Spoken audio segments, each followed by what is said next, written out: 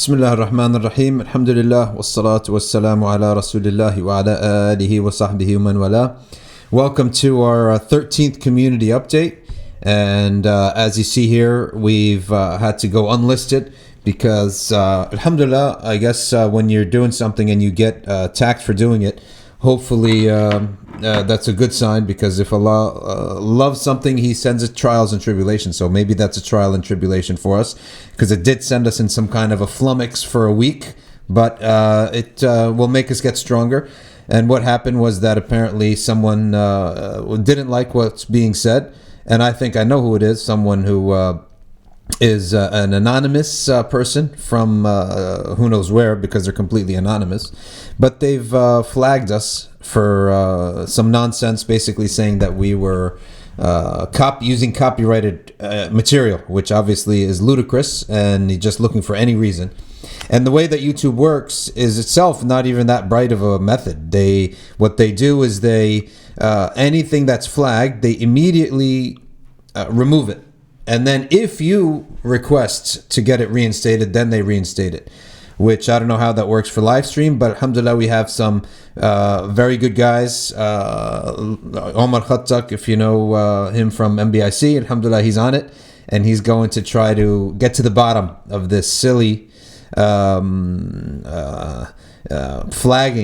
flagging. It's actually quite common. A lot of people experience it when someone wants to annoy them, and alhamdulillah, we're going to deal with it. But I figured let's go back to the YouTube format, because it's a far crisper image than Facebook, which is through the phone.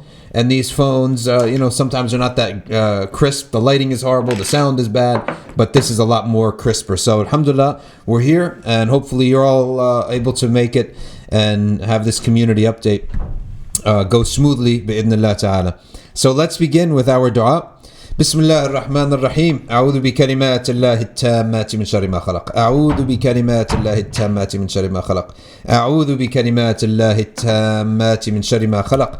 بسم الله الذي لا يضر مع اسمه شيء في الأرض ولا في السماء وهو السميع العليم.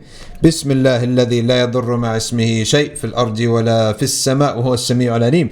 بسم الله الذي لا يضر مع اسمه شيء في الأرض ولا في السماء وهو السميع العليم.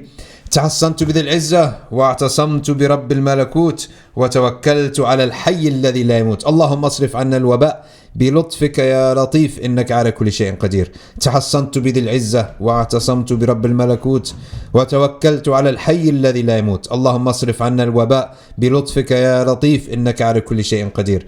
تحصنت بذي العزة واعتصمت برب الملكوت وتوكلت على الحي الذي لا يموت. اللهم اصرف عنا الوباء بلطفك يا لطيف إنك على كل شيء قدير. وصلى الله على سيدنا محمد وعلى آله وصحبه وسلم. الحمد لله رب العالمين.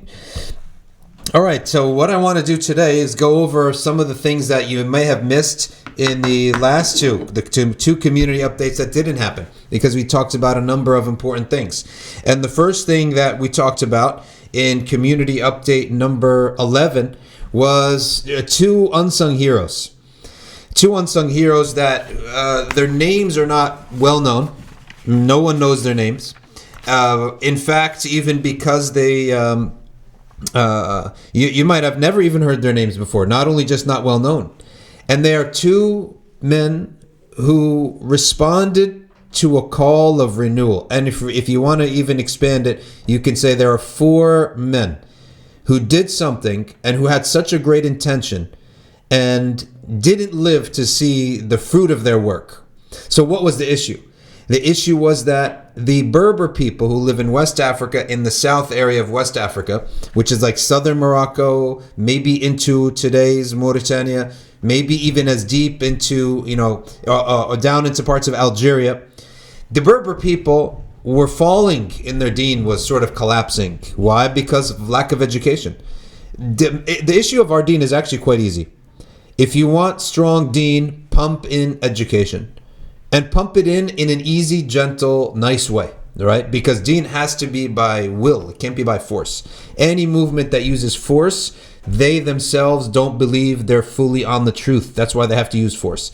If you're on the truth makes sense to people. The truth settles well with people. You never have to use force if you're on the truth. All you have to do is act upon it and present it in an easy, gentle, and simple way. So there were no teachers.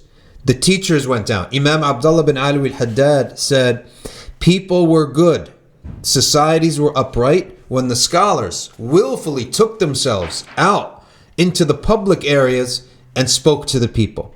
Regularly, always, constantly, nonstop, and never treating themselves like some elite that can't talk to anybody. Anytime that you see a alim, a scholar, who is removing himself and being like an ivory tower person, you should know that this is actually the curse against scholars. This means that Allah is removing you from the picture, not using you anymore. And if you're a scholar and Allah doesn't use you, then what's your benefit? Okay? So the opposite now, if a person of knowledge tries to extend himself to people and tries to be accessible to people, this is a great sign.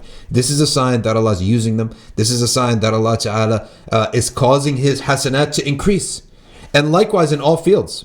In all fields. If you're if you're in the medical field, it's very much similar to knowledge, except that you're treating the physical body as opposed to the mind or the heart. And there's no that's not a decrease. You need the physical body. Without the physical bodies, we can't live, right? So these ulama, Imam al-Haddad said, when they would go out vigorously out to the people and try to pull them in, and until today, this is what they do in Tarim, Yemen. Okay, they go out in trucks. They put people out in the back of a truck, and maybe they'll ride like 20 people in 2-3 different trucks. Okay, and they're like pickup trucks, pack them up with the students of knowledge, and they'll just pull you right out of class in Dar al-Mustafa. They'll just pull you right out of class. Get in the back of the truck, and the trucks go out, and they'll pick a village. And they'll go out to that village, and they'll spend a couple days with that village, okay, in that village. And all the students would be mingling with the people, talking to the kids. The shuyukh would give talks. They'd have dinners with the people. They'd come also with financial aid to these villages, right? And then they'd go back. And they'd go back carrying with them some of the youth and the kids from that city and that village, and they go and teach those people, okay? So in this Berber time, and we're talking about 400 years after the Prophet sallallahu alaihi wasallam, and the da'wah had collapsed, and the Berbers were falling back into paganism. They were becoming pagans again. That's how bad it was. And they had this animistic religion that they used to observe, and they were starting to fall back into this. And the ignorance was just skyrocketing. Okay? Honestly, the health of a person's iman, it's very simple. How much time are you spending learning and in mosques and making dua? That's it. That's your checklist. If you feel like your deen is going south, increase learning, increase dua, and increase attendance in the masjid. It's that simple. Okay? It's just like health. And all of us are now suffering health. Corona is not the only problem. We have another health problem. It's called the ice cream problem. We're all having too much ice cream. I've had in the past week more ice cream than I had the whole year before this. We're going to have a health issue situation soon. What's the solution to health? Very easy. Decrease food, increase movement. That's how simple it is. No matter what diet you read, all of it is the same. Decrease food, increase movement. That's it. You're going to start going from looking like this to looking like this. Okay? And being firm and healthy. It's very simple. All right? It doesn't need to be complicated. Now, so this man, his name is Yahya ibn Ibrahim as-Sinhaji. He's the first unsung hero. Yahya ibn Ibrahim as-Sinhaji. And he went to the Muslim power at the time, the one that was the strongest city-state, really, you can say. And that was at the Qayrawan in Tunisia. And he was on the way to Hajj. So Yahya ibn Ibrahim as-Sinhaji, Sinhaji is the name of the tribe. It's a very huge tribe, okay, amongst the Berbers.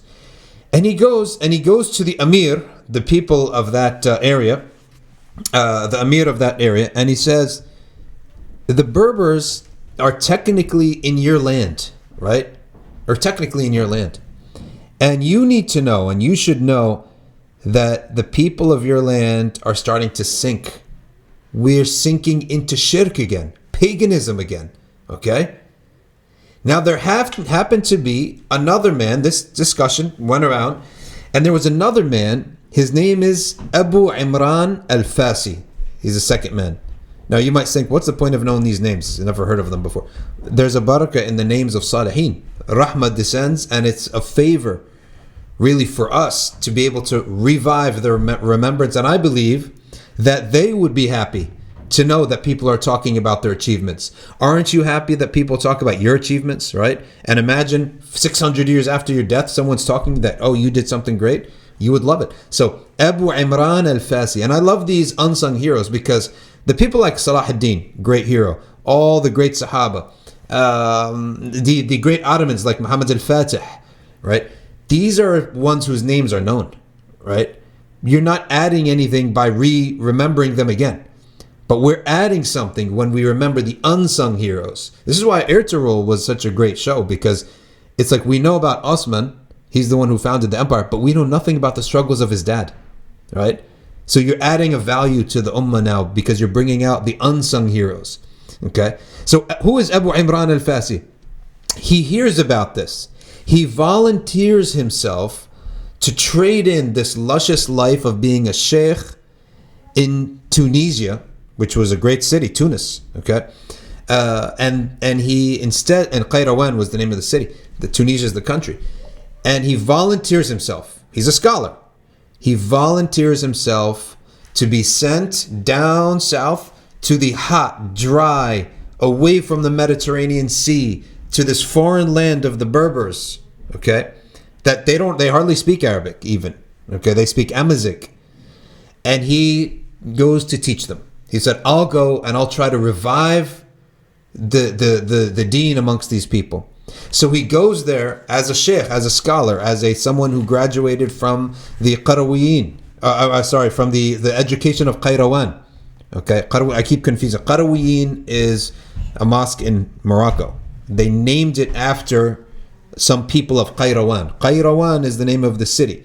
Okay, and Qarawiyin is the name of a mosque in Fez, Morocco, that literally means the people of Qayrawan. Okay, the people of Qayrawan. So that was an area there in Fez. In any event, Abu Imran al-Fasi, he basically volunteers himself, and he goes down and he starts educating these Berber people from scratch.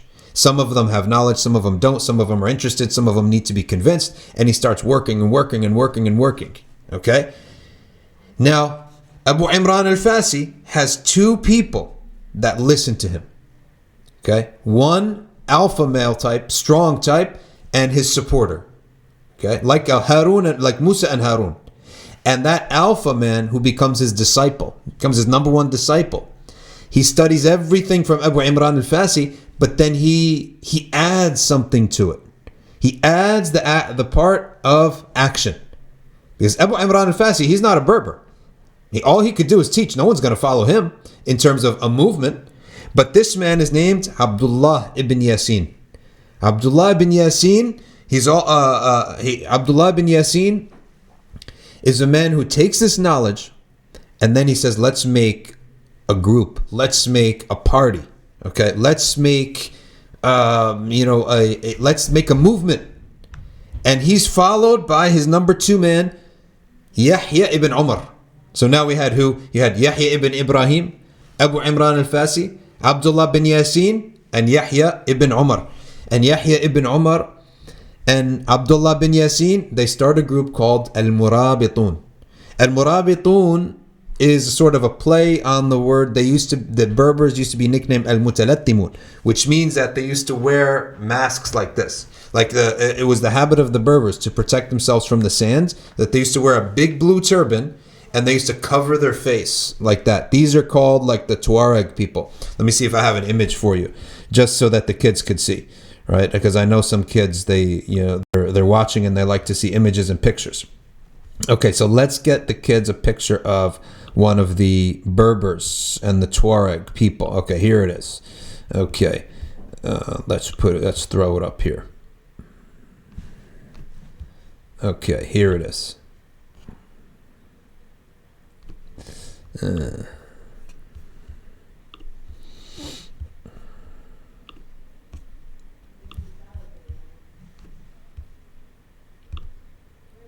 All right, kids, you see this? This right here, this image right here, that's what the Berbers used to look like and the Murabitun movement used to look like. Okay, the Murabitun, beautiful actually, blue color, right, in their, in their, and here's another example. Okay, put one on my other side. You see this one? This is the type of blue that they used to wear, and they used to cover their faces. So whenever you see that, now there's a famous car named after it, the Volkswagen Touareg. So these are called Tuaregs.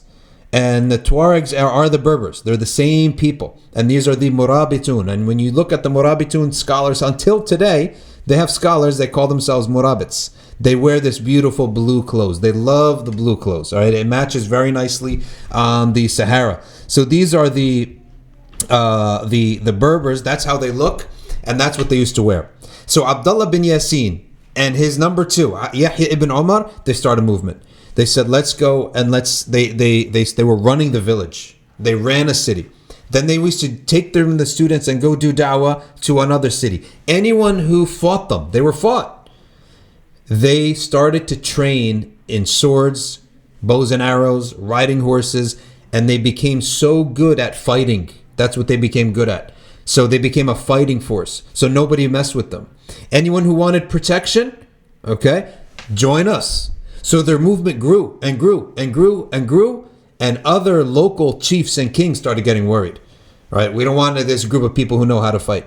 So they end up having a lot of battles. It's very much like Ertugrul and Osman Ghazi, where it's sort of chaos and one man group comes up and another man joins him, and they start a fighting force, and they start protecting themselves.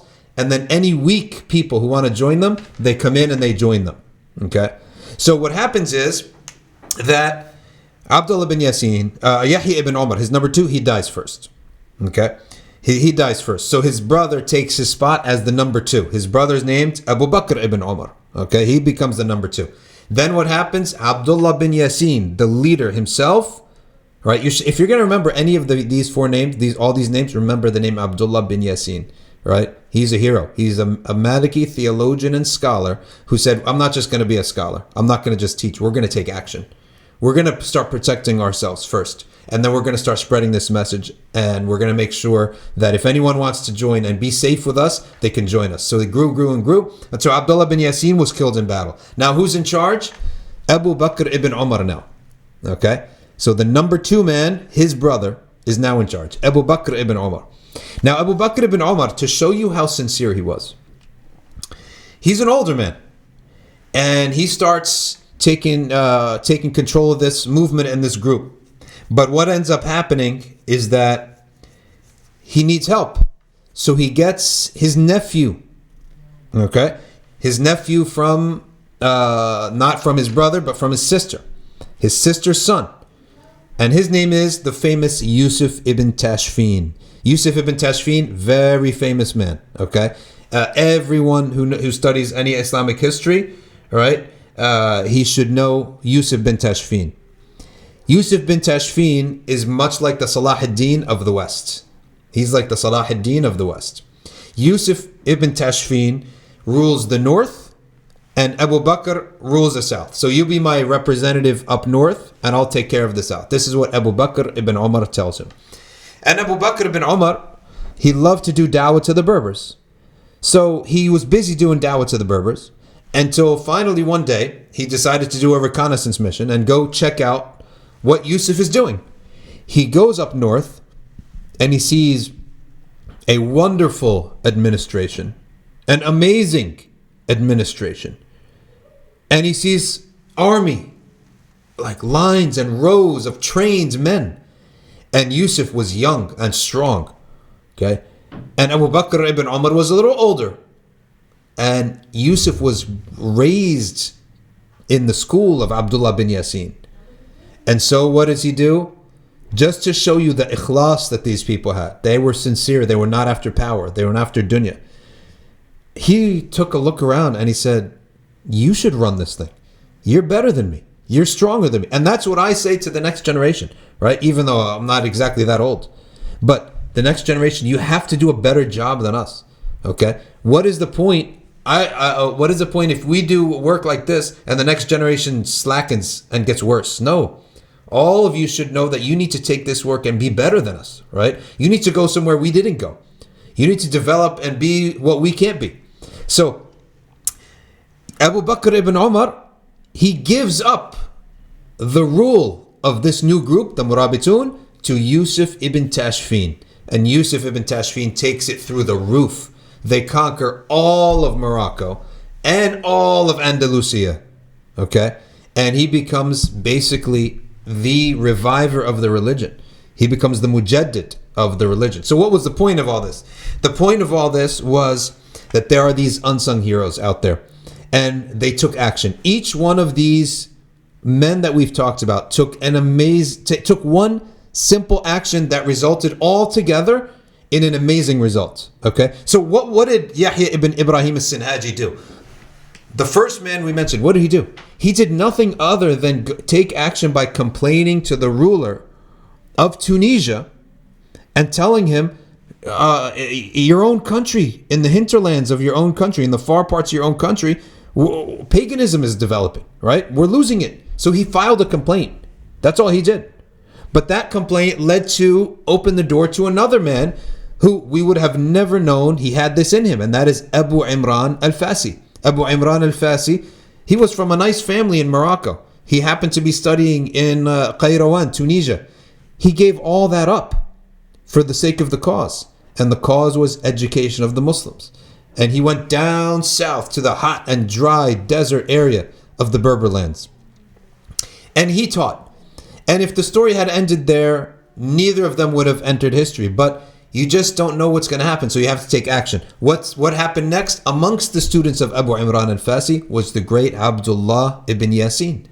And Abdullah ibn Yasin started a group. He took action. Okay? Now, there's a lot of groups out there, right? But you just don't know which group is going to succeed and which one's not. But he tried. And he tried, and he hit neither him nor his number two was able to change things, right? They made some steps, but they didn't make a huge change.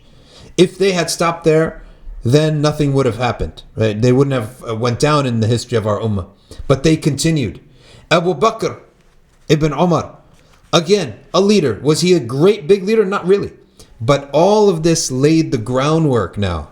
The stage is set for someone to do something great. And then Yusuf ibn Tashfin, he's the one who came in, and he's the one who basically took the springboard of this and moved on, right? And took it, and the Murabitun ruled all of from Ghana down south to Ghana, all the way up to Morocco, all the way up to Andalusia, right, which is Spain. And they made their capital from Qurtuba. So imagine, from Qurtuba, right, they're ruling all the way down to Ghana, okay? They ruled. Amazing, right? And they ruled for 100 years. Until what happened? Until Spain and Andalusia, because of how gorgeous Andalusia was, it corrupted them. Their fourth generation, okay, became so corrupt and so pleasure-seeking, they forgot the effort and the struggle of their forefathers. So our reviving of our deen is based upon effort, right? It's based upon effort of you're doing either one of three things.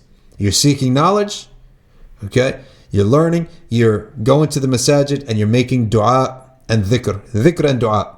This is the same thing essentially, okay? But these are the three things that are very simple individual cures. Now let's do some housekeeping for ourselves. Speaking of physical fitness, because these Murabitun are very physically fit. Very physically fit, okay? And this is something we got to actually struggle on. And a lot of us we're on like day 15 of this Corona lockdown. This is the third Jumu'ah that we have not had Jumu'ah, okay? And so I remember this thing started Thursday. So it's now day 15 where we haven't had, where we've been in this lockdown. And now a lot of us are starting to get slothful. A lot of us are starting to get lazy. A lot of us are just eating too much ice cream. And I mean, I can't lie to you, I'm thinking about eating ice cream myself right now. A lot of us are sleeping a little bit later, all right, and getting lazy. But I'm telling you, you just need to fight back a little bit. Just fight back a little bit. Change one habit or two habits a day. Fight back. Don't just allow yourself to go downhill into the sweatpants. Next thing you're going to be doing, you're not even going to be serving the ice cream in a bowl. It's just going to be straight from the tub, right? Straight from, that's a sign of the white flag has gone up. I'm done when that happens. So make sure you don't get too slothful, okay? And don't get lazy, and get yourself up, get yourself going. Start walking, doing stuff. So, and I'm talking really for myself more than anything, and I'm talking to some people, and I know a lot of other people are having this, sleeping in, and we're all in the same boat here. So, alhamdulillah, if you were experiencing this, we're all in the same boat. No one's any different or any better than anyone else. But these murabitun, likewise Osman Ghazi and Ertugrul, what they had in common, physically fit. They were physically fit, and we need to be physically fit because people who are going to do Allah's work, they need to move, all right? We need to get up, we need to move, so we need to be physically fit. Another thing that I talked about in community update number 12, something a little bit related to this, but unfortunately we're again cut off of YouTube, so we didn't go over it. The subject was Uwais al-Qarni. Uwais al-Qarni. And if you don't know who is Uwais al-Qarni, well, this is a good chance for you to learn something really amazing about the Prophet sallallahu alaihi wasallam. Prophet sallallahu alaihi wasallam was informed by Jibreel about a man, and Jibreel sort of showed him the state of this man. And this man was a man from Yemen, deep into Yemen, very, very, very poor people of Yemen. Okay. And this man had no dad, no brothers, no sisters. All he had was a mom. And that mom was blind. And he was a leper. He had leprosy from top to bottom. Right? And he heard someone saying that some Sahaba of the Prophet had gone down to Yemen, gathered the people, and told them about La ilaha illallah Muhammad Rasulullah. There's a new message from Muhammad ibn Abdullah, and this is it. He never saw the Sahabi. He saw the representative who told the tribe about it. Okay? So he's like 2 links away from the Prophet, peace be upon him. But he, in his truly pitiful state, mother's blind, they're extremely poor, and he's a leper. And he believes in it right away. And with whatever he knows, he starts praying to Allah subhanahu wa ta'ala with his heart, and Allah ta'ala gazes upon him with the gaze of mercy, and he begins to answer his prayers. And he's such a man who's rejected by his own tribe. He's rejected by his own tribe because they thought he's retarded. They used to call him someone that he was retarded. That's what they used to say about him. And he was a leper, and he was super poor, and he had nothing. So just not even fringe of society, the fringe of the fringe of the fringe of society. Well, Allah Ta'ala cures his leprosy. He puts his hand up, he says, "Oh Allah, cure my leprosy, but leave me," listen to the sincerity of this man, "leave me a small spot of leprosy, a mark on my hand, so that I could see it every day and remember that you're the one who cured me." And Allah answers his prayer. And then his story, his heart is shown to the Prophet sallallahu alaihi wasallam. And the Prophet starts to call him my beloved, Khalili, my beloved friend, Uwais al-Qarni. And he said, my soul and his soul meet in the unseen. Okay? This is what the Messenger of Allah says. And Abu Bakr and Umar are like, who is this man? The Prophet told Abu Bakr and Umar and Ali, if you ever meet a man by the name of Uwais al-Qarni, son of Amir, from the tribe of Qarn in Yemen, then ask him to ask Allah for your forgiveness. So who is this man who's going to seek the forgiveness for Abu Bakr and Umar? I mean, who is Abu Bakr as-Siddiq? He's the one who, if Iman is on one scale and the whole Ummah's Iman is on another scale, the Iman of Abu Bakr outweighs the whole Ummah. And who is Umar ibn Khattab? who the Prophet ﷺ said, if there's a prophet after me, it would have been Umar. Okay? And Ali ibn Abi Talib, Sayyidina Ali, who the Prophet ﷺ said, if you want to see Nuh in his zuhd, if you want to see Isa ibn Maryam, if you want to see Dawood combined into one man, look at Ali ibn Abi Talib. Imagine that. Imagine that's the description, all right, that the Prophet ﷺ gives to you. And yet you're being told, ask this man to seek forgiveness for you. So what now happens after the Ridda wars and after all the traumatic experiences of Abu Bakr's Khilafah? Now Sayyidina Umar's Khilafah comes, and Umar and Ali are at Hajj. And Umar and Sayyidina Ali, they were like best friends. And so wherever Umar was, he always wanted Sayyidina Ali with him to be his advisor. And Sayyidina Umar said, if it was not for Ali, Umar would be destroyed. One time Sayyidina Umar had to go to Syria, so he put Ali in charge of Medina. And then some issue came up. And Umar, he didn't know what the answer to this issue was. And he hit his stick on the ground and he said, بِئْسَ الْمَقَامْ لَيْسَ فِيهِ أَبَا الْحَسَنِ. He said, what a horrible place that doesn't have Abu al-Hasan in it. Abu al-Hasan is Sayyidina Ali. So they both went and said, let's find Uwais al-Qarni. And so Umar ibn Khattab said, I want all the people of Yemen to come to one side in the Hajj. So we call all the people of Yemen one. He said, I want all the people of the Bani Amir tribe to stay and everyone else go. And so a whole bunch of people left and a whole bunch of people stayed. And then he said, I want all the people from Qarn to stay and everyone else leave. So they started leaving. Then he said, Afikum Uwais, do you have a man by the name of Uwais?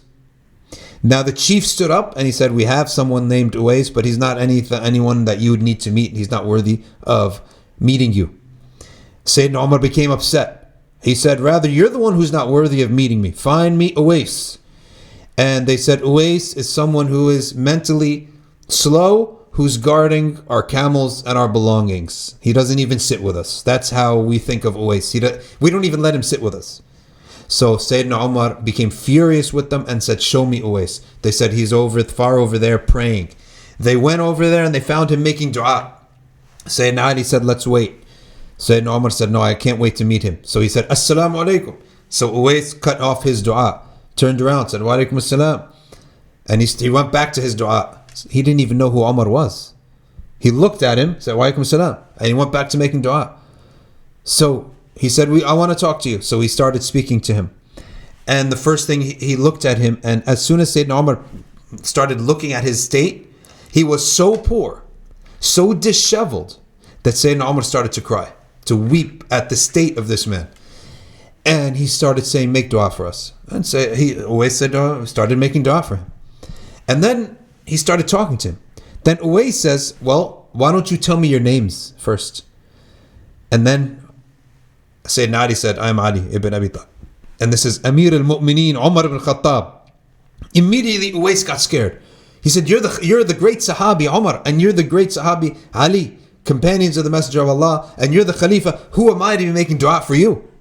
Then Umar told him, the Messenger of Allah himself used to say, my soul and Uwais' soul meet in the unseen. Uwais is my beloved friend, and if you see him, ask him to make istighfar for you and to pray that Allah forgives your sins. Then Uwais became so almost shaking to hear that this is what the Prophet said about him. He began to weep himself. And Uwais was then offered by Umar, you be a judge for me. If the Prophet is speaking so highly, then you should be a judge, or you should be a governor, or you should be something. Uwais refused. He kept saying, no, I'll never do any of these things. He said, come and teach the people. He said, no, I never want to do any of these things. He said, I just want to live as a stranger amongst the people. He said, the one thing, if you can give me, no salary, no nothing. Omar said, I'll give you a salary. I'll give you money. Every month you get money. He said, nothing. He said, I want one thing. I want you to speak to the chief of my tribe, and I want you to get me permission to leave the tribe and to wander the earth, okay, and just worship Allah. That's all I want. Omar said, that's easy. He went and he talked to the chief. He said, this man Uwais, we want you to let him go, let him leave, Whatever job you had him doing, let someone else do it, and you go and let Uwais go and worship Allah wherever he wishes. And so he agreed. Uwais al-Qarni, why did he never become a Sahabi? He took permission from his mom. He said, "Mother, can I go see the Messenger of Allah? I'm dying to see the Messenger of Allah."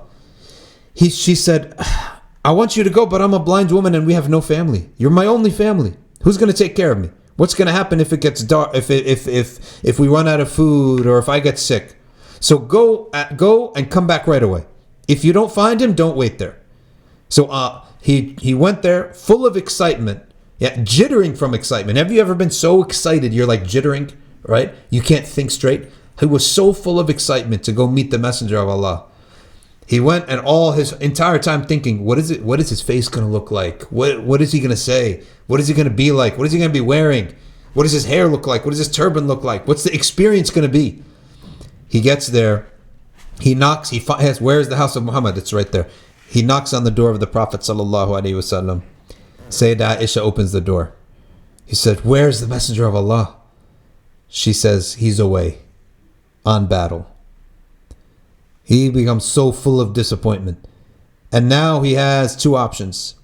Either he disobeys his mother and waits until he finds the Messenger of Allah, or he obeys his mother because she needs him. This is not just a request that's frivolous request. She's blind. She needs him. He goes back. And Jibreel alayhi salam informs the Prophet of what happened. And the Prophet went and he starts telling the Sahaba, Uwais came to see us, but he honored his request of his mother, and he's good to his mother, and because of that, Allah elevated his rank. Okay? Because of his birr to his mom, to go serve his blind mother.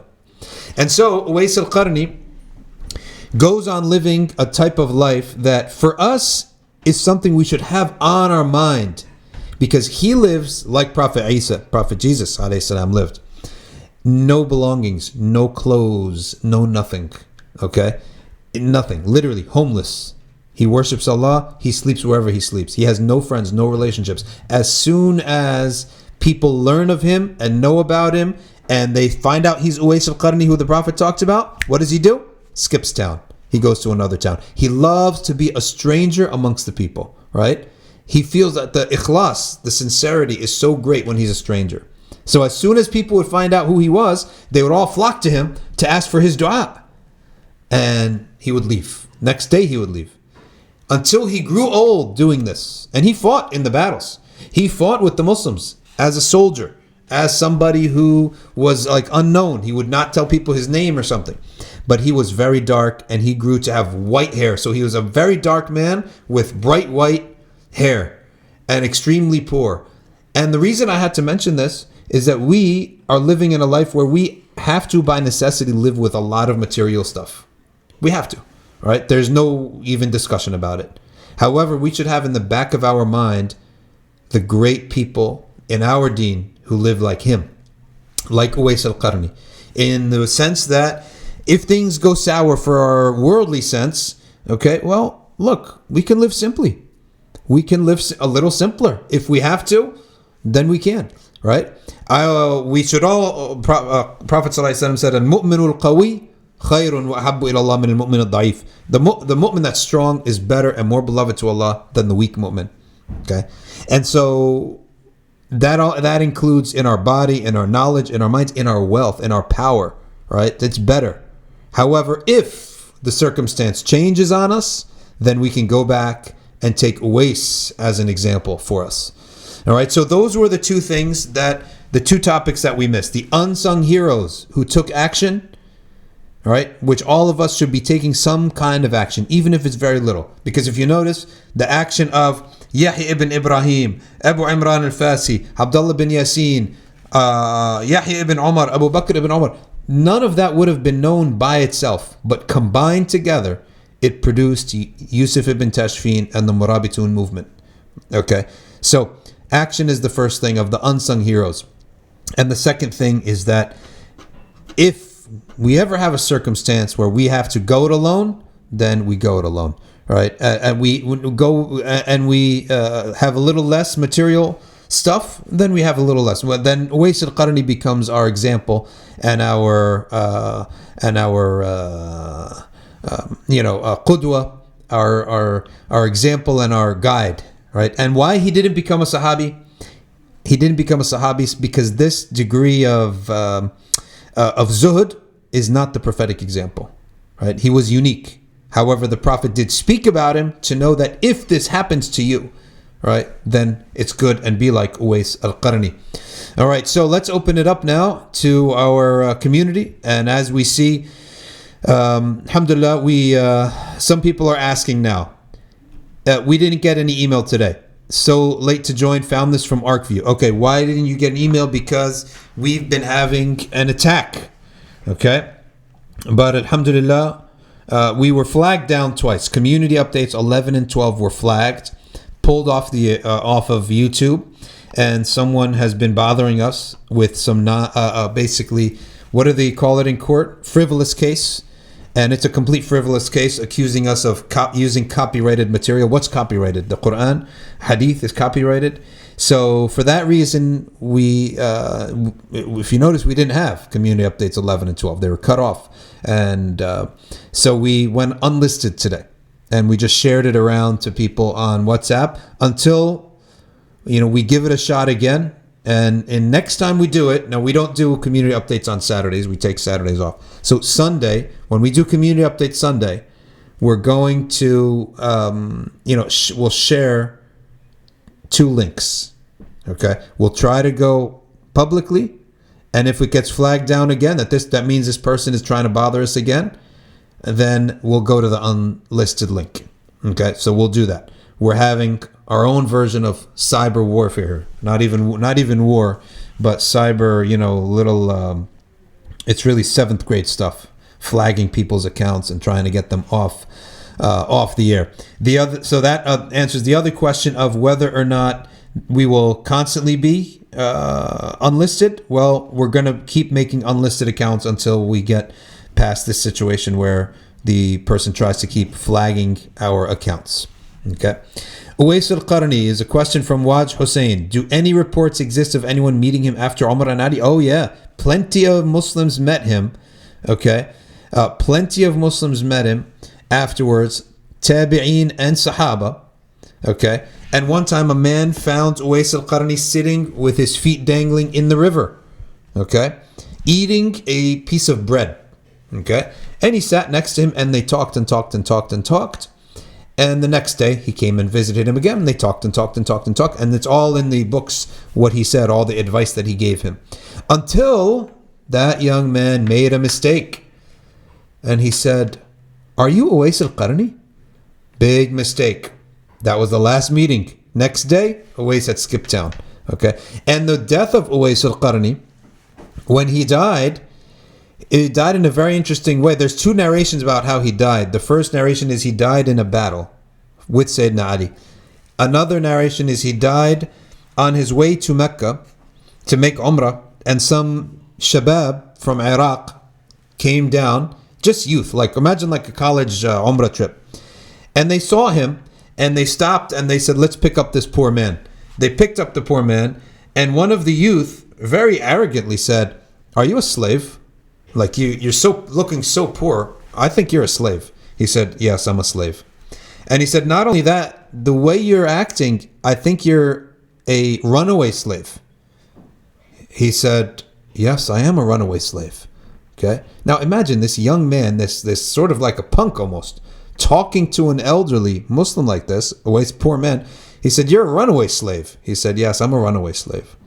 And he said, and we're now harboring a runaway slave? And he said, "May Allah reward you to help me, and maybe you can make amends between me and my master. I feel bad that I've disobeyed my master." And the young man starts to feel a little embarrassed, right? Because you attack someone trying to pick a fight, but when the person just goes with you and collapses with you, then you don't know what to do. So they said, "Yes, well, we'll try to help you with your master." And they pitch camp. They stop traveling for that night. They pitch camp, and they end up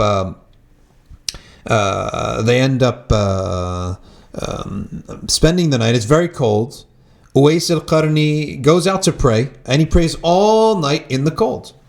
And when he's praying all night in the cold, he gets sick, and he in fact dies. He gets sick and he dies. And when they wake up in the next morning for Salat al-Fajr, they go to wake him up, and lo and behold, he's dead.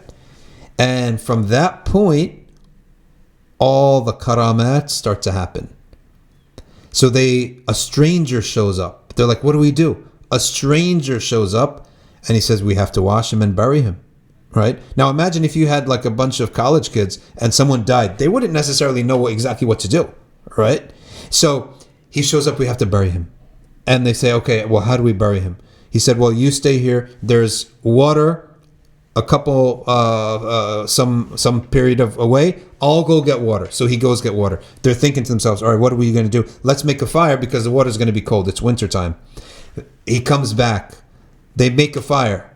But the water is already warm, right? The water that the man brought back was warm, but they had built a fire already. He said there's no need for the fire anymore. The water is warm. So they they start washing him with the warm water, and then they said, okay, well, what next? The man says, we have to bury him now. We need cloth. So everyone go back to your bags and look for cloths, some garment to wrap him in that you don't need. They all go back, and everyone comes back with a garment, but lo and behold, they find him wrapped already with a garment like loosely placed upon him already. So they wrapped him with that garment. Then one of the people there says, something is very strange about this. Okay, we find this man, he dies the next day, he says he's a runaway slave, the water comes back warm, the cloth that we're going to wrap him in is there already. Something's very strange about this man. They then continue and they say, let's pray upon him. They pray upon him. And when they say Allahu Akbar, they hear as if the desert behind them is filled with people all saying Allahu Akbar. So they're like, SubhanAllah, everything about this man is strange. They said, all right, what are we going to do now? We got to dig a hole. They start digging, and they notice when they're digging, the soil is so smooth, right? It's like we didn't even break a sweat digging. They place him into the area, and he gets buried, and then they cover him up. Now, one man, before they buried him, he said, this man is special. I know this man is special. So he takes out his notebook and he starts writing the description of his face. He's this height, his teeth look like this, his lips look like this, his hair look like that. They do their umrah, they come back to Kufa, their hometown, and they describe him. They go to the local mosque, they go to the Kufa Grand Mosque, and they start telling people, hey, did you ever see a man who looks like this, this, this? Then everyone says, that's Uwais al-Qarni. Uwais al-Qarni, you buried Uwais al-Qarni. And they said that's why all these karamas happened at his death. The karamats were happening at his death. So that is the great Uwais al-Qarni, who is an example for us. I mean, he is just someone who is really unbelievable. Uwais al-Qarni, when you know his story. Okay.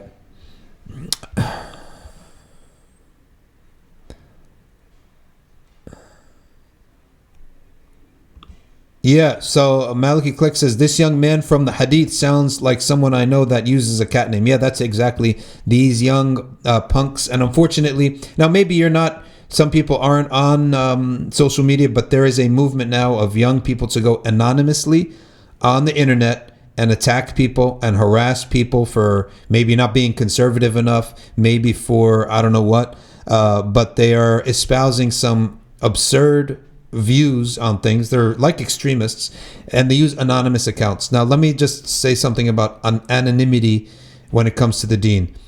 It is forbidden to give anonymous Islamic commentary, forbidding wrong, anything social to do with society for the benefit or to alleviate a harm for society. You cannot do it anonymously. You know what else you can't even do anonymously? You cannot be a calligrapher of Quran anonymously. Why? What if there's a mistake? Because all these things that have to do with social benefit and deen, okay, what if you're saying something that's a mistake?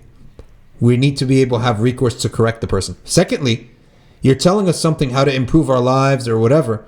We need to know who you are. What's your senate? Who are your teachers? Who are your colleagues? Who are you? So you wouldn't take an anonymous... Can you imagine if someone went around saying that, take this pill, it will cure this virus. Take this, it will cure cancer. And he's anonymous. You know that what happens to them? They get shut down. They can get sued, right? Okay, take this herb, it will cure your cancer. You can get shut down for this.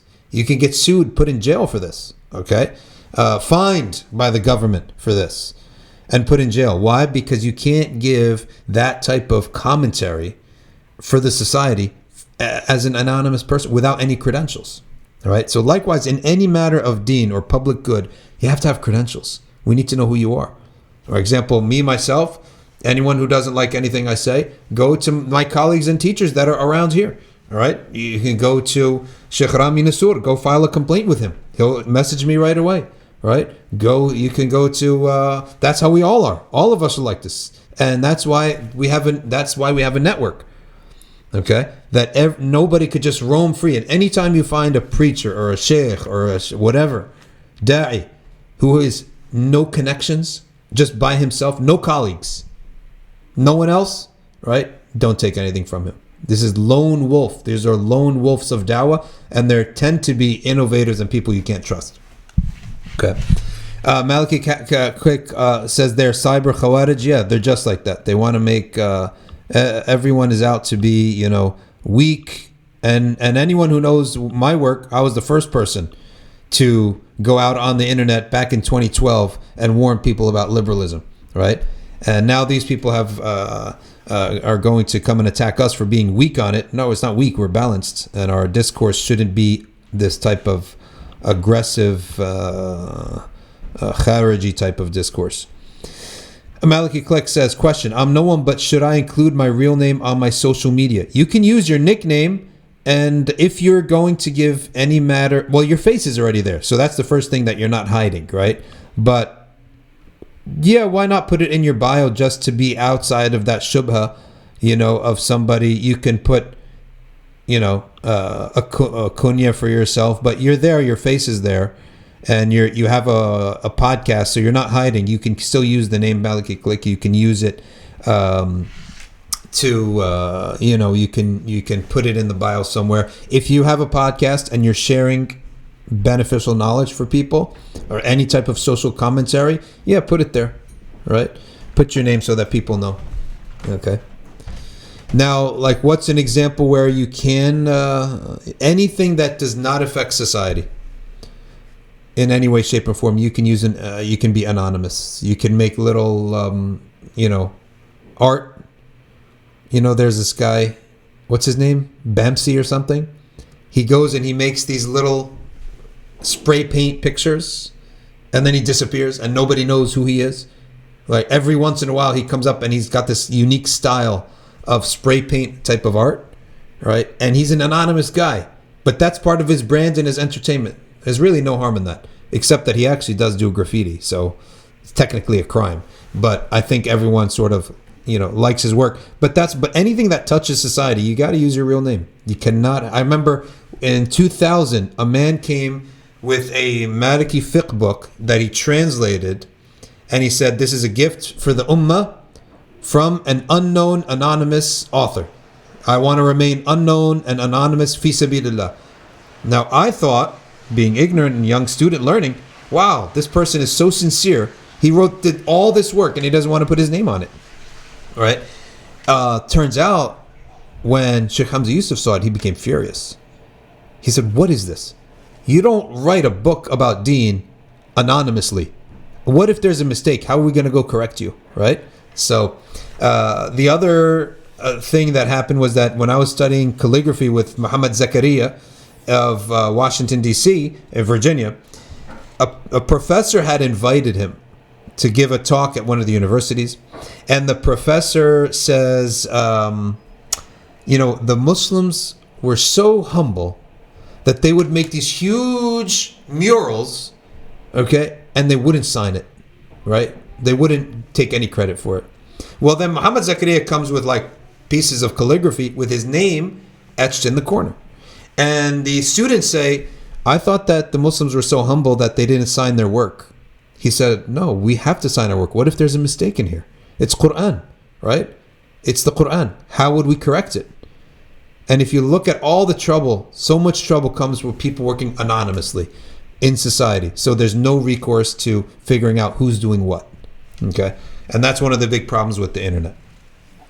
Benjamin Sayre says it's Bansky. Yeah, it's Bansky's his name. He's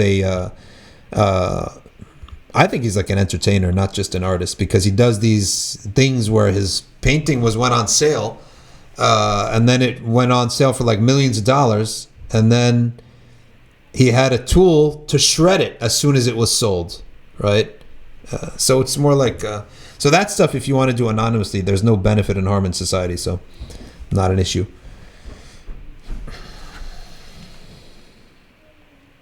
All right, let's see what else we got. We do have a little bit smaller of a group today, but alhamdulillah, no problem. As long as we get out of our, situation with this flagging, that's the important part. All right, if there's nothing else, we've gone 55 minutes, so let's wrap it up and go back to our dua.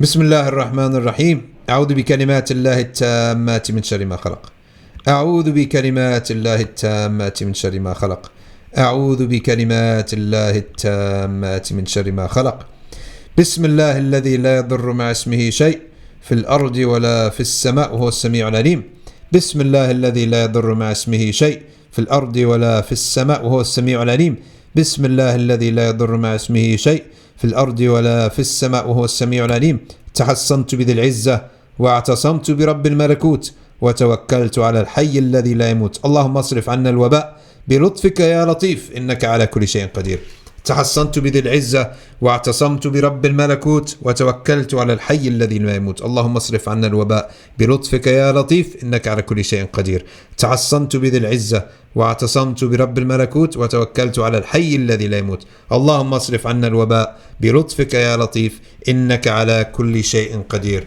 وصلى الله على سيدنا محمد وعلى آله وصحبه وسلم سبحان ربك رب العزة عما يصفون وسلام على المرسلين والحمد لله رب العالمين.